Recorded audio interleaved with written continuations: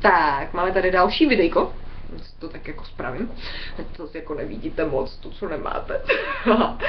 Tak, druhý videjko. Minule jsme probírali odpuštění. Já doufám, že se vám to na nějaký úrovni povedlo. Pokud ne, poradte se s tím, klidně se mi ozvěte na e-mail, je to petraac@gmail.com. Jsem vám jakýmkoliv způsobem k dispozici. Každopádně dneska, vzhledem k tomu, že všichni, co mě znají, já si tady poupravím tak jako límeček, všichni, co mě znají, tak vědí, že já jsem takový ten růžový králíček s tou baterkou na zádech. Energizing, vyloženě jako energizing. A mám ten postoj šťastného člověka. Já vám řeknu, jak to dělám já. Já jsem šťastná za to, že se můžu ráno protáhnout, protože vím, že spousta lidí to prostě nemůže udělat.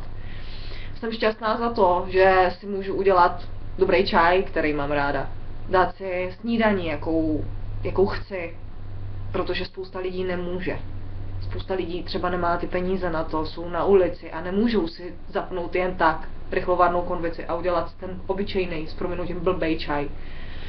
Nemůžou si dát vánočku nebo něco zdravýho, mysli s jogurtem, protože prostě nemají na to. A já jsem si prošla spoustou situací a musím říct, že byla doba, kdy jsem neměla fakt ani na ten rohlík. A bylo to hodně tvrdý. Musím říct, že mi bylo hodně ouvej a říkala jsem si dobrovolná a dost. Jako takhle to nejde. Tohle je špatně. Jsem vděčná za tyhle drobnosti, protože vím, jak těžký je, když je nemáte. Pak teprve poznáváte skutečnou hodnotu.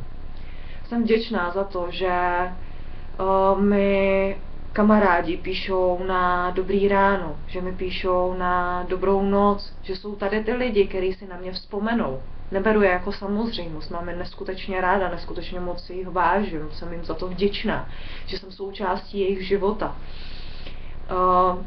Jsem strašně moc vděčná za to, že můžu dělat práci, která mě baví, že mám tu volbu, že jsem se rozhodla, že budu mít vědomou volbu toho, jestli budu v životě dělat to, co mě baví, nebo to, co mě nebaví. A zaplať pánbůh, já si vybírám, že budu dělat to, co mě baví. A neříkám, někdy prostě musím udělat i věci, které mě nebaví. Fakt, jako musím říct, že někdy to bývá fakt pakárna. Ale stejně v tom držím ten přístup, OK, tak tuhle žábu sežeru k snídani, tuhle možná si budu muset dát ještě k večeři. Někdy mě toho hodně vyprudí a někdy mi bývá hodně ovej, ale velmi rychle se dostanu do stavu, kdy to přejde a zase jsem takový to, juhu, super, teď je to vlastně v pohodě, jako co, tak jako další situace, OK, někam mě to posune, fajn, žiju, jedu dál, super, dokud jsem zdravá, dokud mám funkční tělo, mozek mi funguje, byť teda někteří říkají, že už jako se úplně nedaří, tak já si říkám jako, že dobrý, tak dokud prostě tyhle věci jsou, tak můžu mít svůj postoj šťastného člověka. A můžete ho mít i vy, protože vy si vybíráte vědomě, jestli ten postoj budete mít, nebo jestli se budete trápit. Jestli za sebou budete vláčet minulost, nebo jestli budete žít tady a teď. Jestli si budete lámat hlavu s budoucností, nebo přijmete fakt, že budoucnost neovlivníte tolik, že do ní nevidíte, protože nevíte, co se stane. A prostě si užijete to, co je tady a teď.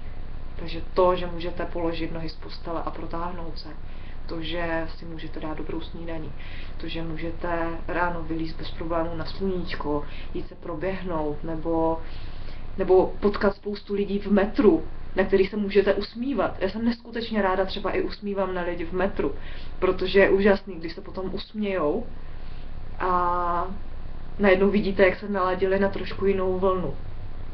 Tohle všechno jsou drobnosti, který si vybírá člověk, který má postoj šťastného člověka. Takže je to jenom na vás. Hodně štěstí. Užijte si to. Pa.